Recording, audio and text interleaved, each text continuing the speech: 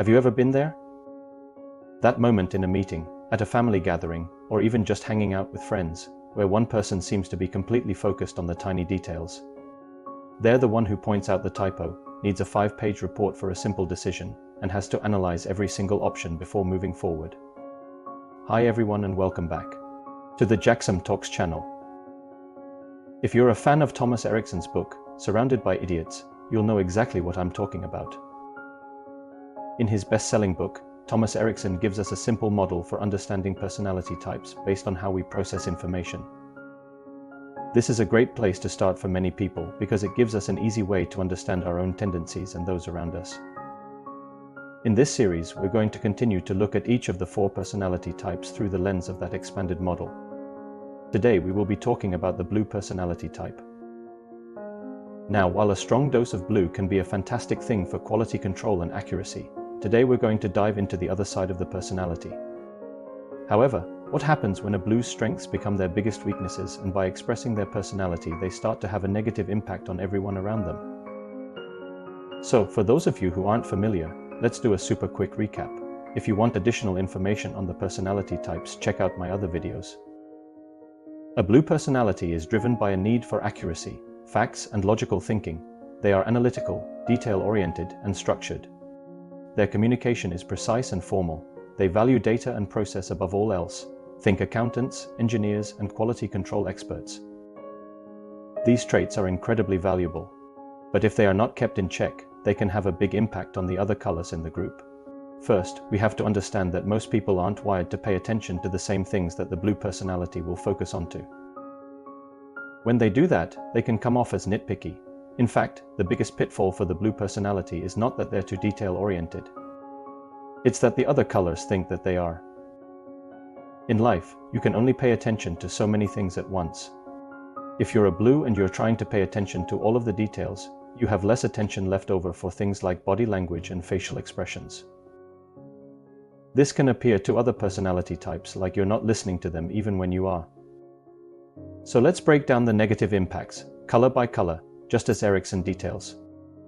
First up, let's talk about the impact on reds. The reds are the driven, goal-oriented, and normally the leaders of a group. They are focused on results, efficiency, and a clear path to success. They hate wasting time and want to make decisions quickly. Now, imagine a red trying to launch a new product or get a project off the ground.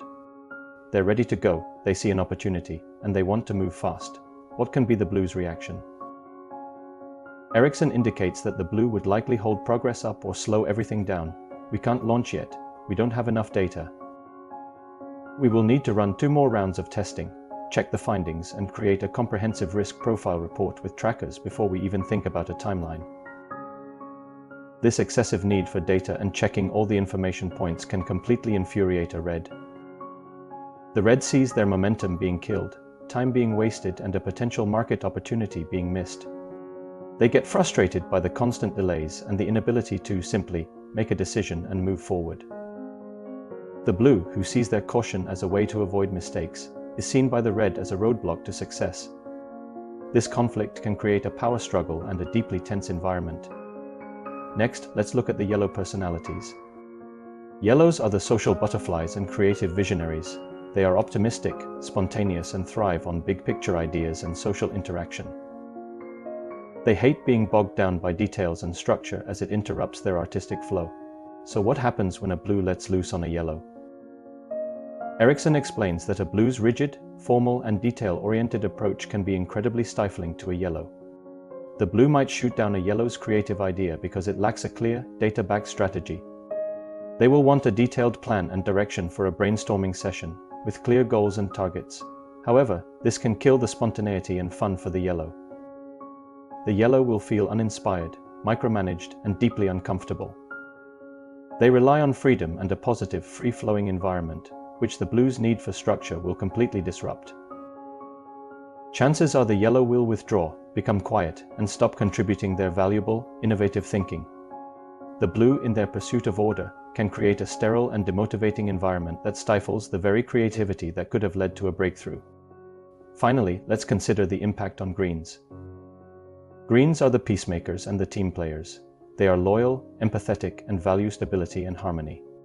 They are often the glue that holds a team or a family together, and they hate conflict and confrontation. If a blue goes rogue, this can be a nightmare for a green. The blue, driven by their pursuit of accuracy, can often be perceived as overly critical and formal.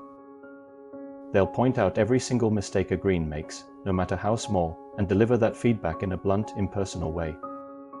This is not meant to hurt the green, it's just the blue laying out the facts as they see it. They will focus on the process instead of the person. The result, the green can end up feeling hurt, anxious, and deeply misunderstood. The blue's criticism, even if it's meant to be constructive, can be perceived and felt like a personal attack. The green, who values harmony, will avoid confronting the blue and instead internalize the criticism, leading to stress and a loss of confidence. The blue's emotional detachment with a focus on errors can create a tense and insecure environment. This can break down trust and demoralize the very people who are essential for maintaining a positive team culture. So why is this so important to understand? It's not about making the blues into the bad guy. Erikson's whole point is that all colors have their strengths and weaknesses.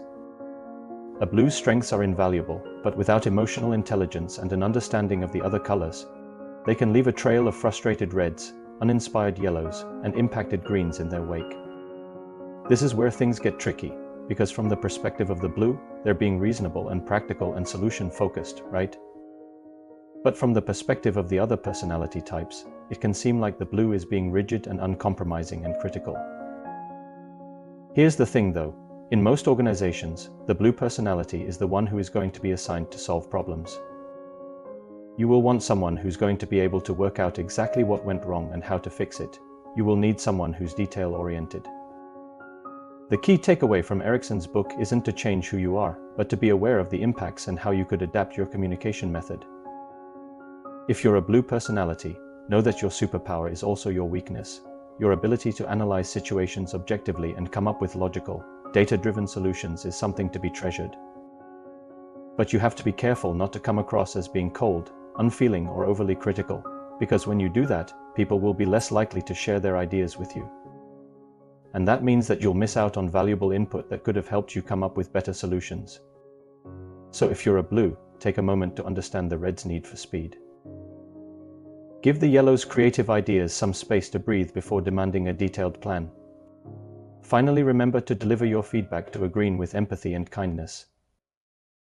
Now, if you're not a blue, know that the best way to interact with them is to meet them where they are. Don't try to beat them at their own game. They will win every time. Instead, lead with your strengths. Let the blue handle the details and focus on the data picture. If you're a yellow or red, present your ideas and let the blue help you flesh them out. If you're a green, focus on building relationships and let the blue handle the logistics. When we all do this, we create an environment where everyone feels valued and respected, and we're able to accomplish more. You'll find that your team's effectiveness and your relationships will improve dramatically. This is just a small taste of the fascinating insights in Erikson's book, Surrounded by Idiots. If you want to learn more about the other colors and how to better communicate with everyone in your life, I highly recommend picking up a copy. What's your experience with a blue personality? Have you ever felt the negative impact of their attention to detail? Let me know in the comments below, and don't forget to like this video and subscribe for more content on communication and personality types. Thanks for watching, and I will see you next time.